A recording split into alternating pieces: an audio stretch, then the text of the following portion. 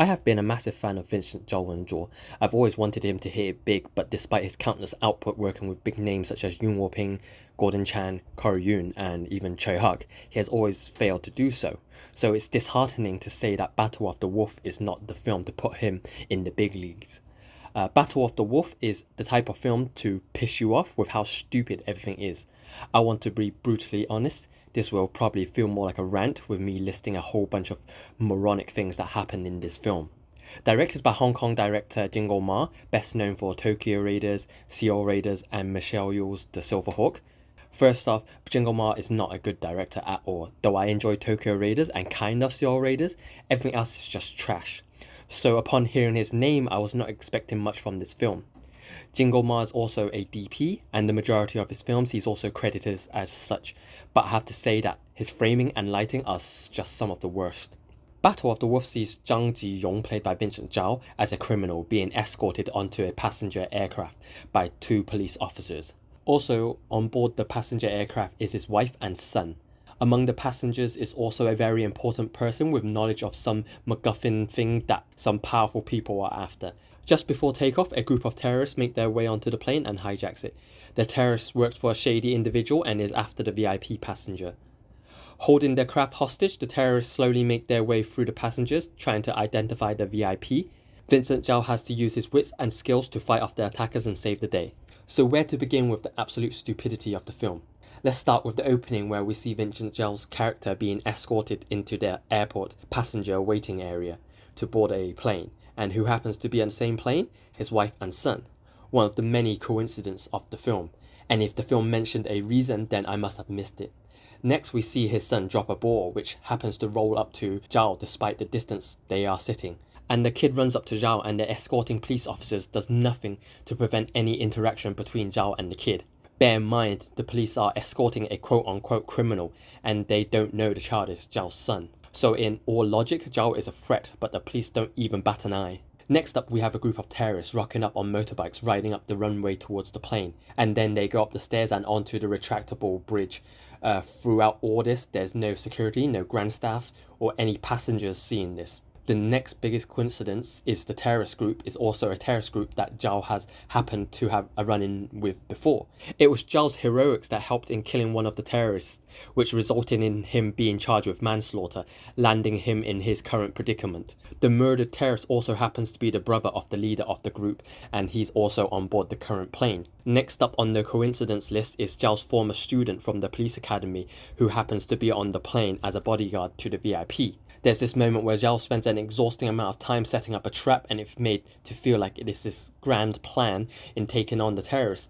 But the trap ends in a whimper, and worse, it's just a distraction for Zhao to attack the terrorists. But he misses the attack, so a fight ensues. There's a scene where the two terrorists are watching over the passengers, but when they manage to find the VIP, they choose to celebrate by sitting right next to each other and with their backs turned from all the passengers that they were supposed to be watching.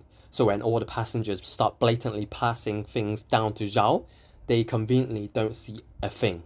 As the film progresses, more and more moronic decisions are made. About 2/3 into the film, Zhao manages to capture the leader of the group, and the leader even informs Zhao that there's another bomb on the plane. But instead of being a priority, Zhao goes up to his wife and child and has small idle chat, wasting important time, and after this, then he decides to go back to the big bad and interrogates him regarding the bomb. There's this big reveal of another terrorist on the plane acting as a regular passenger, and it just makes everything that's happened up until this point even more idiotic. This person manages to free her fellow terrorists because not one person thought it was a good idea to keep an eye on them. Then it is revealed that this person has witnessed everything that's been happening on the plane, such as the air marshal being given bullets to his gun by a stewardess, and they, the terrorists, was able to intervene because this terrorist acting as a passenger was able to secretly inform them. But when Zhao was getting passengers to pass him tools and things for his makeshift smoke bombs, or how he managed to flee, this very same person said and did nothing.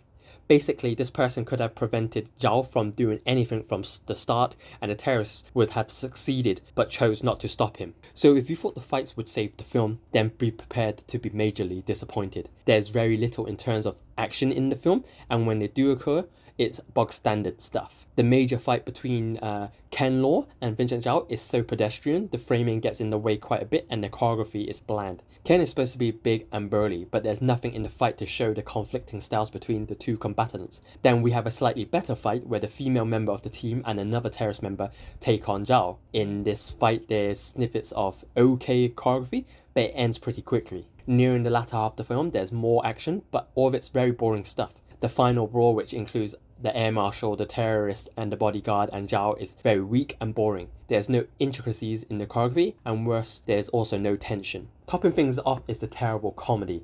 Not once was anything funny. There's this running gag from Ken Law. For those who don't speak Chinese, Ken's character is a Cantonese speaker and he has a very poor grasp of Mandarin.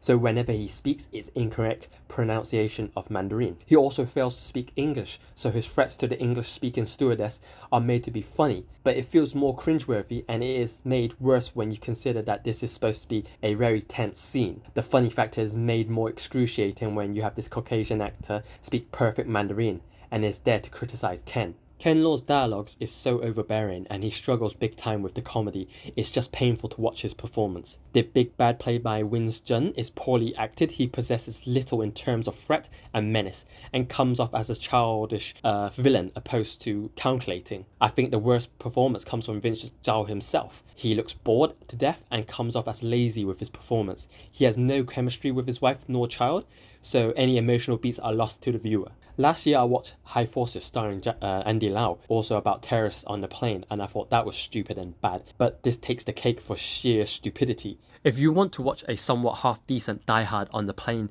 film, then you can watch a much better film called Fight or Flight starring Josh Hartnett and Zhu Zhuchan, released in the same year. Battle of the Wolf is just a terrible film and I don't recommend anyone to watch it.